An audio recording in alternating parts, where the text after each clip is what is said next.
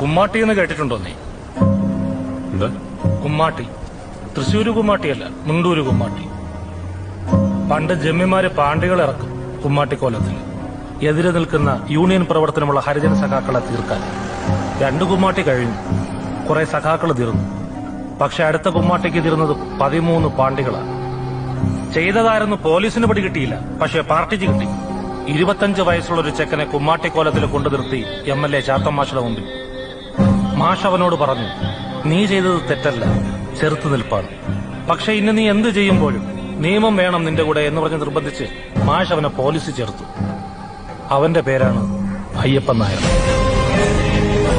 പിന്നീട് കുണ്ടൂര് മാടൻ എന്നൊരു വിളിപ്പേരും കിട്ടി.